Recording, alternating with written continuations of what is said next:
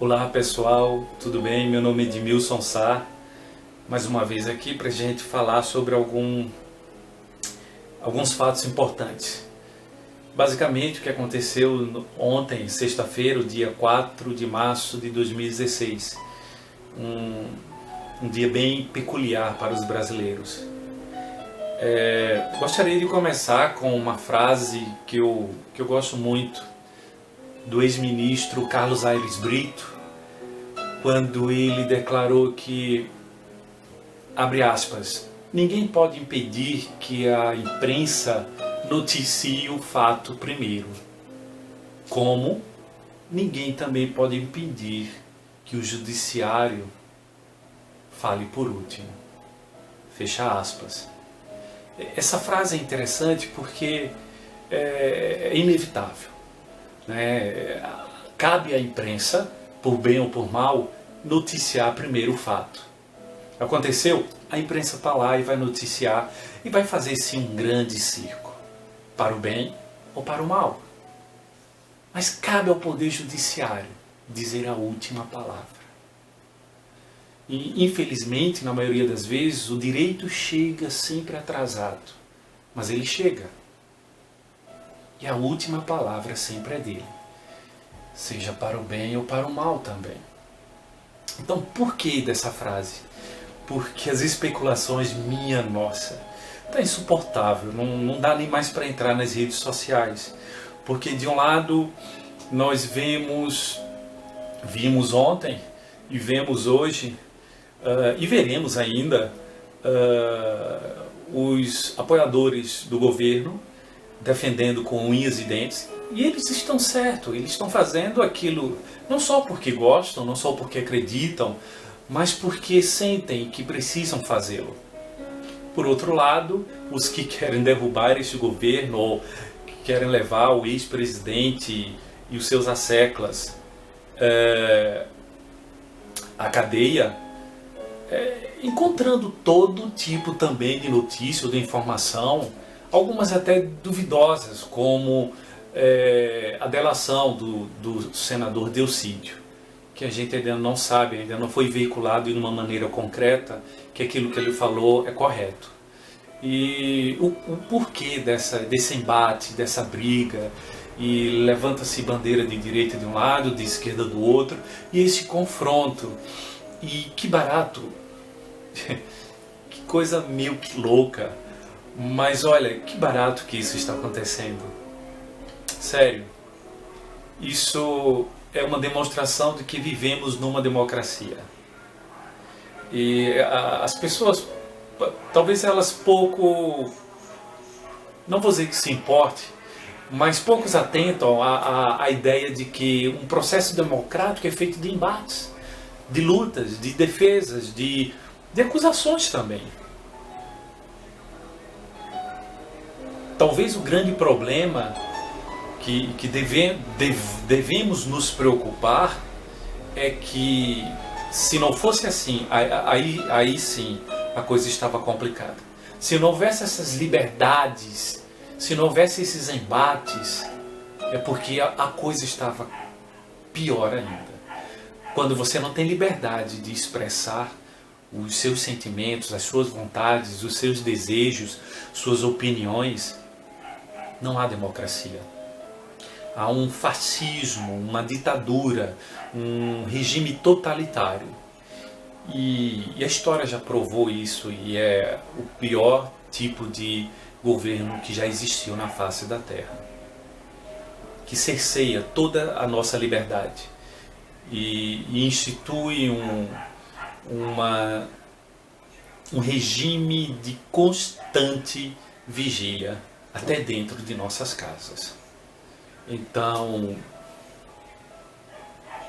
o que fazer então nesse momento? Talvez seja essa a grande pergunta. Eu tenho tentado entender esses processos também. E evitei colocar algumas mensagens, ou eu até colocar minha própria opinião sobre isso. Até porque há um outro fato que eu acho que a gente precisa trazer à tona também, sobre o nosso país é que, olha, se roubalheiras, se escândalos e corrupção, alguns acreditam que só estão acontecendo agora, opa, peraí, é preciso estudar um pouquinho de história. Ah, mas na época dos outros governos a gente não via isso. Opa, peraí, espera um pouco. Há um processo que a gente precisa perceber e trazer ele à tona para que a gente explique melhor essa situação. Antes de 2000, o fator redes sociais não existia no mundo, tampouco aqui no Brasil. E a partir dos anos 2000, principalmente, a gente percebeu que não só a educação foi democratizada, não só o acesso à educação foi democratizado, como também as informações e o acesso às informações foram democratizadas. Pessoal, é quase que impossível hoje fazer uma coisa e ficar lá, veladas, escondidas. Tudo está para todo mundo. Todo mundo hoje tem acesso à informação. E por mais que seja distante o seu rincão, o seu habitat, o seu espaço, por mais distante que você esteja, se você tiver um mínimo de um sinal de internet, você tem acesso a qualquer informação do mundo. Então esse fator ele é preponderante, porque ele nos diz que, olha, se houve lá no passado e ninguém teve acesso, alguma coisa acontecia para que as pessoas não tivessem acesso. Ou a tecnologia que ainda não tinha chegado, ou as coisas eram bem mais veladas. Mas é notório, é um fato que nos dias atuais, tudo que se faz está exposto, escancarado, todo mundo vê tudo. Não dá mais para esconder. E isso serve também como um alerta aos próximos governos e aqueles que vão nos representar, para que eles percebam que, olha, é preciso ter muito cuidado. Vai ser um gestor, vai administrar, então se prepara, porque tua vida vai ser exposta para todos. E isso é interessante, esse fator aí. Então algumas pessoas talvez continuaram com o mesmo comportamento, trouxeram esse comportamento para esse momento e ele não cabe mais. Não quero dizer que eles deveriam não ter trazido o comportamento ou não, mas não dá mais para fazer o que se fazia antes, nos dias atuais. Não só por força da lei, mas principalmente porque está tudo mais aberto, está tudo mais exposto. O sociólogo polonês Zygmunt Bauman, ele fala, lembro de uma entrevista dele, que ele dizia que vivemos na era do, abre aspas, striptease social, fecha aspas. Todo mundo se expõe. E aqueles que estão administrando, que são nossos gestores ou representantes, eles se expõem, e muito mesmo. Então essa nova era, ela está demonstrando as fragilidades dessa administração, que realmente está frágil, né? Dos nossos representantes. Até porque também temos estado frágeis. É preciso perceber isso. Se o Brasil é feio, é porque nós somos feios também. Eles não entraram por livre, espontânea vontade para nos representar. Nós os colocamos lá. E em algum momento nós deixamos de acompanhar, de participar, de fazer o nosso papel, de fiscalizar, de cobrar, de atuar como agentes num Estado democrático de direito. E aí vem uma outra informação que eu acho que é válida também. Nós temos sim uma crise no país, mas é uma crise de representação, é uma crise de representatividade. O Congresso Nacional é uma instituição sólida, O presidencialismo também é uma conquista fantástica, maravilhosa. O poder judiciário é outra também.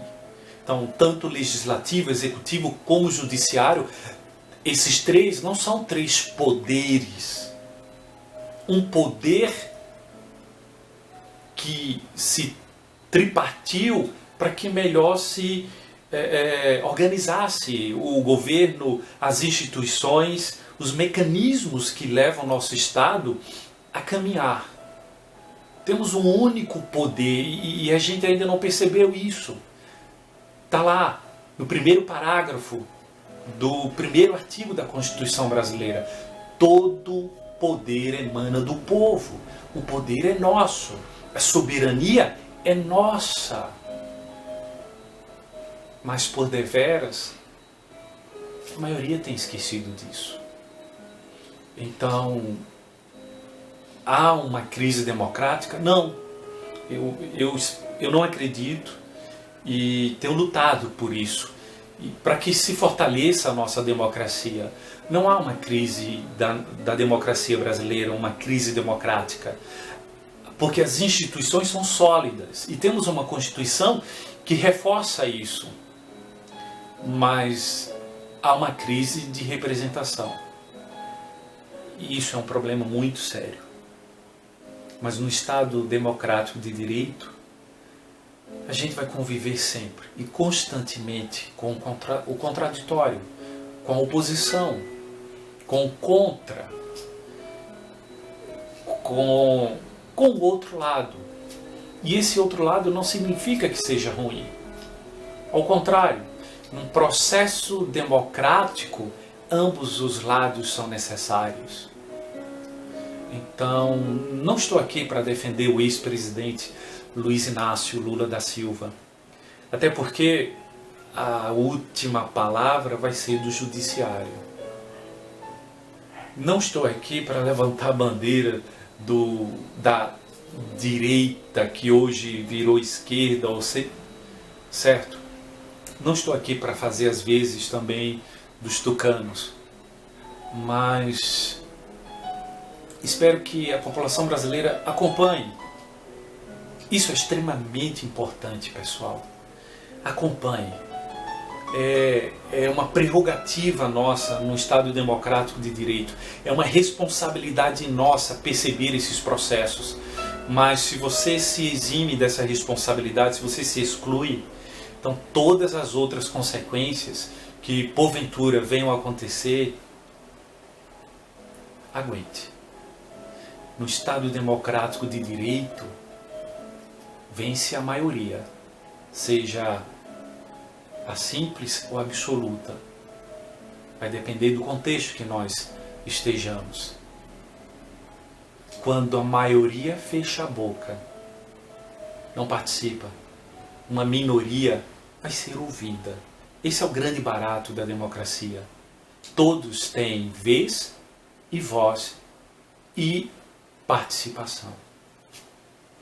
Então era isso que eu queria falar para vocês, dizendo mais uma vez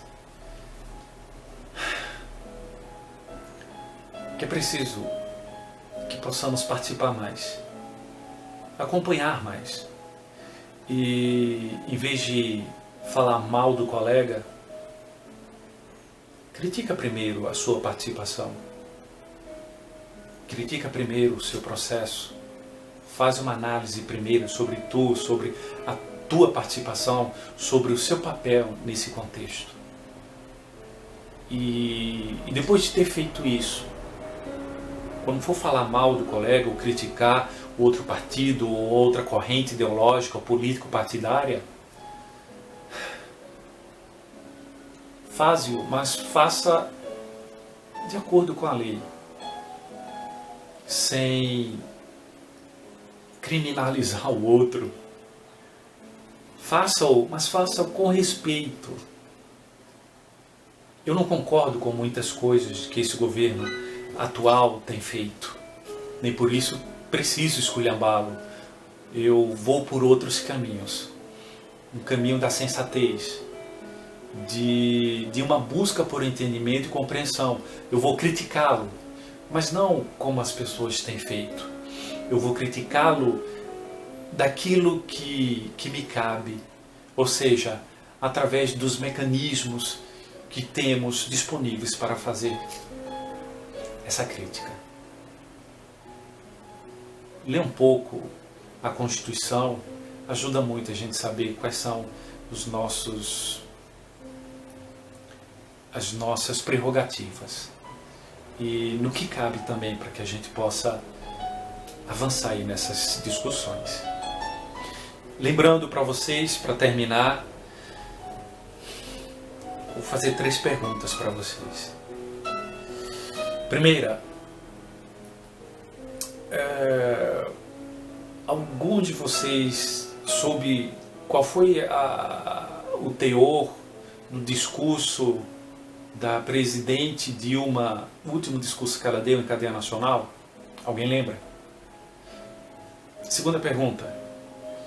Aquele Copom, o Comitê Monetário sobre a questão econômica do país, ele sempre se reúne, não é? E por que ele se reúne? Por que a questão monetária é tão importante? E quais as últimas decisões dele?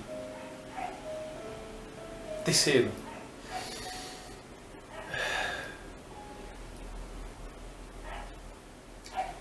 como as decisões do Congresso, do Senado, têm afetado a nossa vida atualmente? Quais foram as principais políticas ou leis, certo, que aquela casa ela votou em benefício da sociedade brasileira? Até porque eles nos representam. Os senadores representam o Estado, os estados brasileiros, os deputados o povo. Estão lá por nós, para nós. Então, alguém lembra? Eu fiz 3 perguntas. Olha a problemática agora. E são essas mesmas pessoas que não lembram, que não têm acompanhado esses processos, que na maioria das vezes sabem muito pouco sobre política, educação, participação. São essas mesmas pessoas que votam. Que votam. Que os colocam lá para nos representar. É muito sério. E nós precisamos abrir bem os olhos. É isso, pessoal. Eu acredito